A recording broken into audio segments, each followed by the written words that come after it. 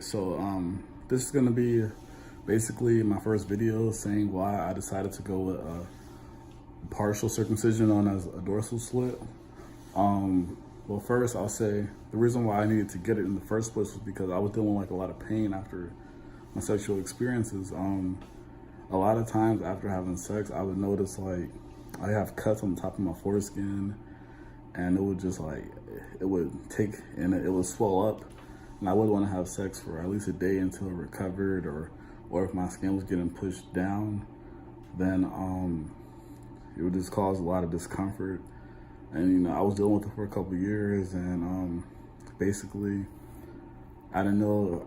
I did my own research online, saw phimosis, all these kind of things, what it could not be, and I really wanted to solve the problem, so I decided to go and look.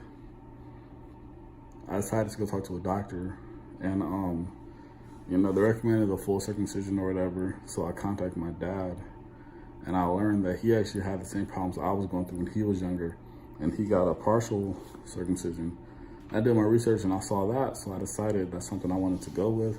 Talked to my doctor about it, and he said we could do it.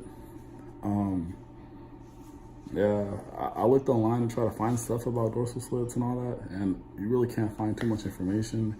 I'm assuming it's not that popular decision. I hear, it doesn't look the nicest or whatever, but for me, I mean, I don't see that affecting any of my relationships or things of that nature, so I decided to go with that.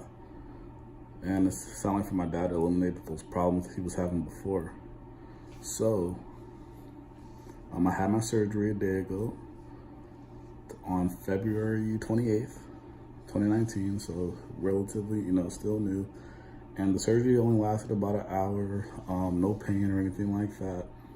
At first, when they tell me I have to pee before I leave, and at first I was looking at him like, I can't even tell what this is because it was so swollen and things like that.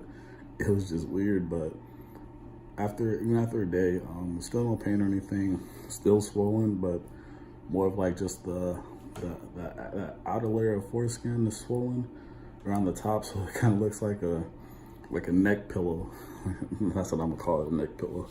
Yeah, it looks kind of weird still, but everything's working fine. For changes right now, only thing I notice, like when I piss or whatever, that's kind of different.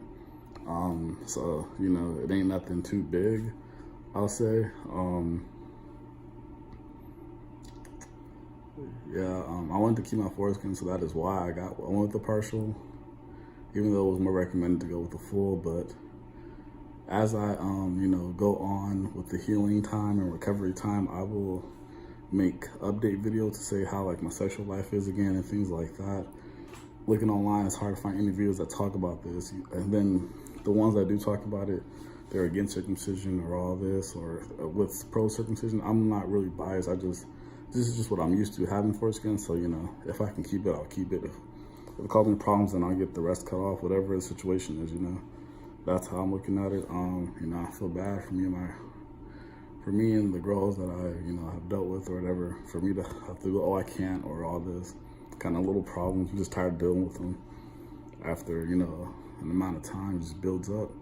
So I'll make update videos to let you guys know who might look for this information, like I was trying to find but couldn't really find too much. So this will be my first video about it, and I will update you guys more as I go on. Thank you.